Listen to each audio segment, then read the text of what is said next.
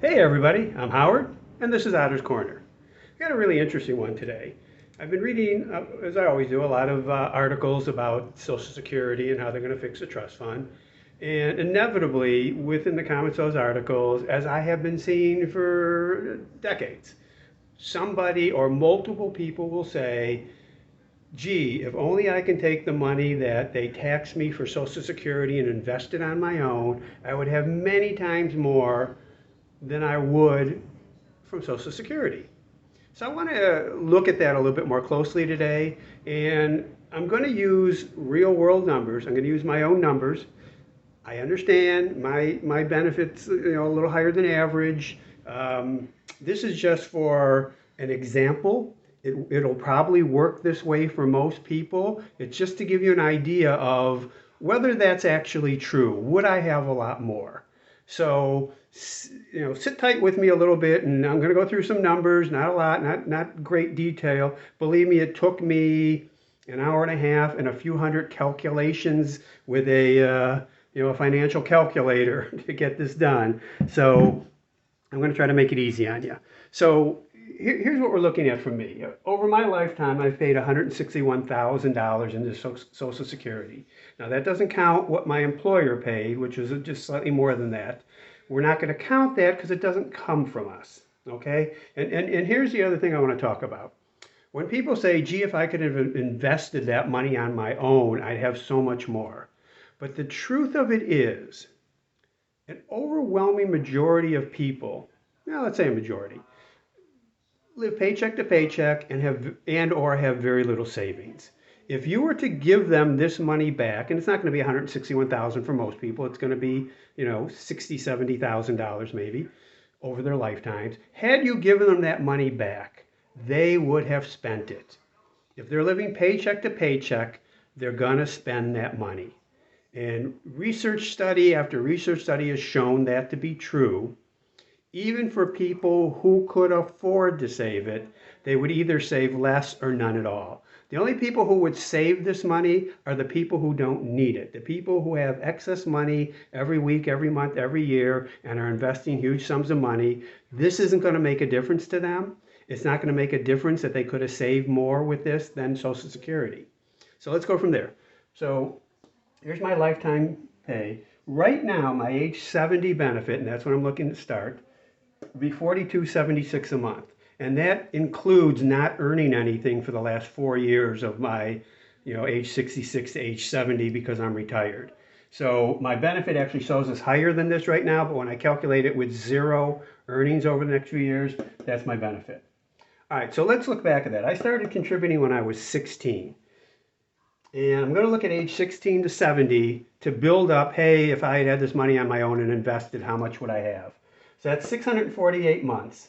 And I did it this way first. I paid an average tax of 248 a month, the 161 divided by 248. And I said, okay, let's take that 248 a month, say I paid it every month for 648 months and invested it into a stock bond mixture earning 8%.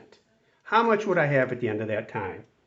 And that's this figure, $2.7 million. Heck of a lot of money, right? So would I have been better off? Wow, yeah, I would have been better off. But let's dig into that a little deeper now. And here's one example of what I did. Interestingly enough, 1984 was my best year for building up a Social Security benefit amount. 1984, I was 27. I earned $28,959. So I modeled, okay, if I had paid my Social Security tax of $1,651, which is what I paid in that year, the tax rate was 5.7%, cut it up into 12 equal payments over 12 months at 8%, and then for the next 43 years I left it there earning 8%, I got $43,685 built up in my savings. Had I not had to pay it to Social Security and I had saved it on my own, that's what I would have gotten. So I did that for every one of the years I worked from 16 to 66, the 50 years, and said, how much would I have? And then I took that total out to age 70 because that's when I'm going to start collecting.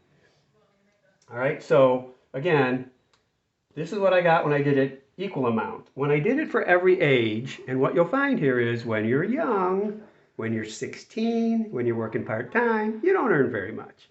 And the rates, the taxes were much lower then, so it didn't necessarily build up to a whole lot.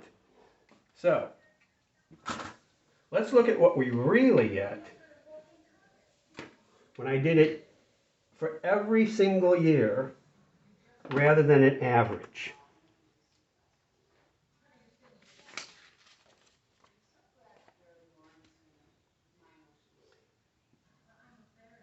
This is what it came out to.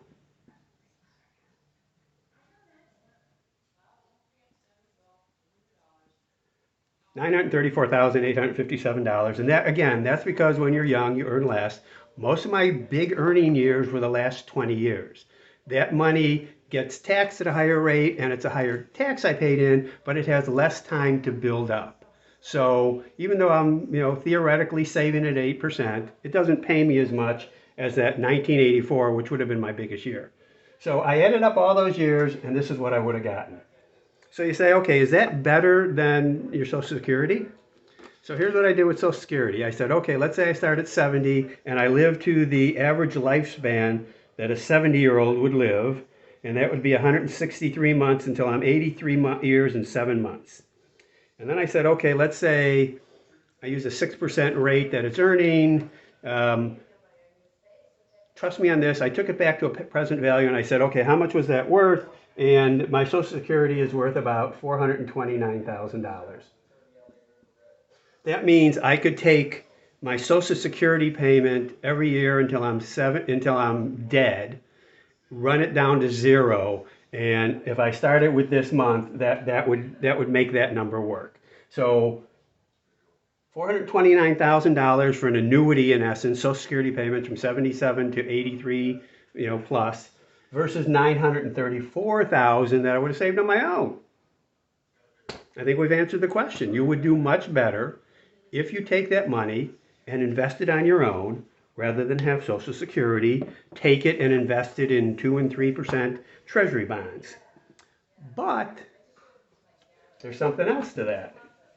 This is the most interesting part to me. All right, so you have $934,000.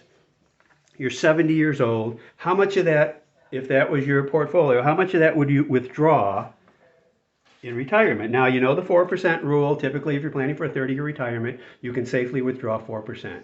Well, we're age 70. Maybe we can do a little better than that. So let's say we take out 5% of this.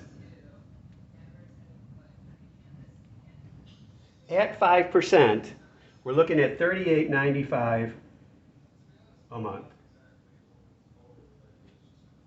And that would almost guarantee you won't run out of money. You could still run out of money depending on sequence of returns, how the market does, how inflation goes. And remember, my benefit was over $4,200.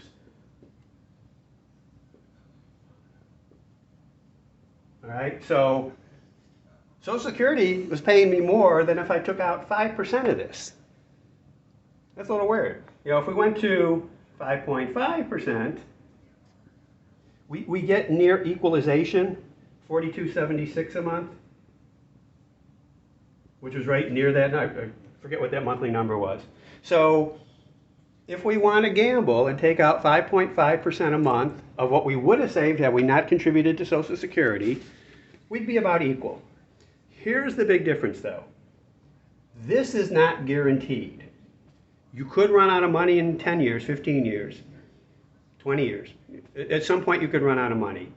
Here, with Social Security, even though the value is really less than what you have saved, you're never going to run out of money. You're going to get that $4,276, whatever the dollar amount was.